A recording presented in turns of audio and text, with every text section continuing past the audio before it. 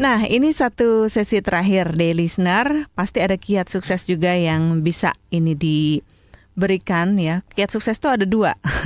Artinya dari segi pelaku usaha, entrepreneur, dan dari segi seorang konsultan. Konsultan pasti bisa mengarahkan hal-hal menuju kesuksesan. Sementara kalau entrepreneur adalah pelaku yang secara langsung sudah merasakan pahit getirnya. Gimana Pak Rum ini? Mungkin bisa dibagi dengan Daily Listener. Ya, selamat siang Daily Listener. Kunci pelaku usaha supaya sukses pertama adalah yang saya lakukan. Ya, dulu saya seorang karyawan. Kemudian saya beralih fungsi menjadi pengusaha lah dibilang, tapi kalau pengusaha kayaknya besar sekali ya. Ya usaha sajalah. Iya. Usahawan.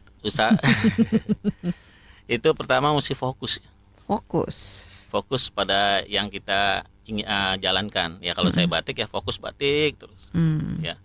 Ya mungkin juga beralih ke baju takwa ada sedikit-sedikit, cuma tetap fokusnya adalah batik. Sehingga apapun yang bisa kita lakukan itu kita akan lakukan. Kalau memang masih jalurnya adalah bisnis batik. Ya tidak perhatian tidak terbagi-bagi ke sana kemari. Bisnis yang tidak kita tekuni atau tidak kita pahami, kita harus jauhkan. Ya sehingga kita harus membidangi secara profesional apa yang kita lakukan.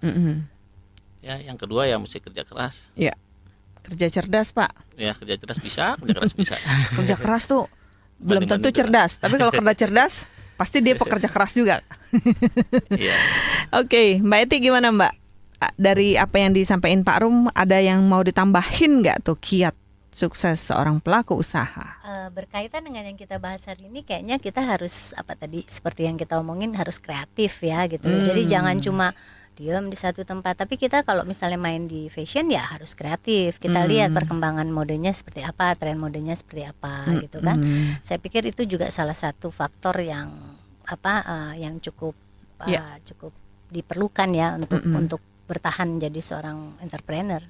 Jadi bukan selera owner ya, bukan selera orang, selera pasar. Betul.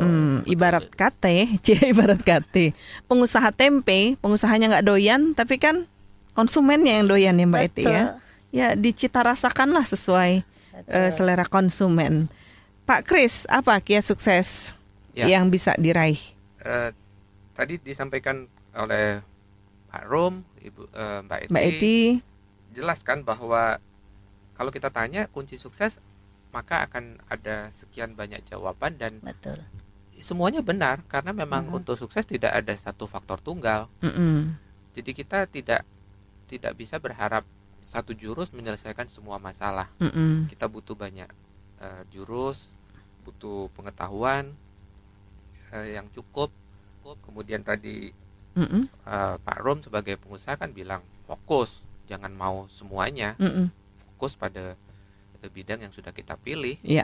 Kemudian inovatif bahwa akan terjadi selalu perubahan sehingga kalau kita diam saja tidak berinovasi maka kita akan ketinggalan, tidak bisa mengikuti keinginan pelanggan.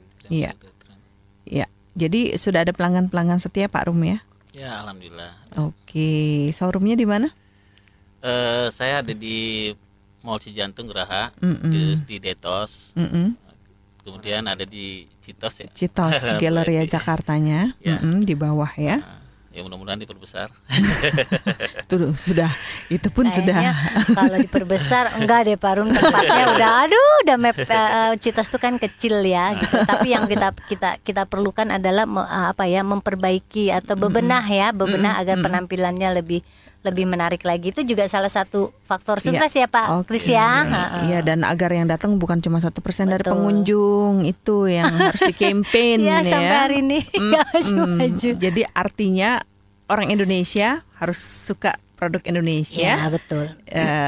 Itu juga kalau tahu Mbak Eti, soalnya kadang-kadang kan kita nggak tahu ya. Oh, di situ ada toh yang menampilkan masalah komunikasi lagi kepada pasar. Kepada pasar. Jangan capek-capek, jangan pernah bosan menginformasikan kalau Mbak Eti bilang begitu ya. Dia tuh mulutnya sampai runcing. Tambahan untuk sukses kita butuh daya tahan. Daya tahan, banting, poing, tidak gitu gampang menyerah kan. Oke. Terus kita ada juga di PGC Cililitan ya, di zona hijau dan zona biru. Di Tamini Square. Iya. Tamini Square tuh masih agak sepi ya Pak ya. Ya, masih agak sepi, tapi pelanggan setianya ada banyak. juga begitu ya. Oke, dear listener, ini terima kasih kepada narasumber kita. Yang jelas acara ini juga didukung oleh Yayasan Mandiri yang selalu mengajak masyarakatnya lebih mandiri.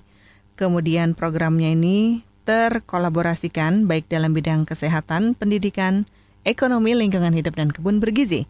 Selamat pagi, selamat beraktivitas.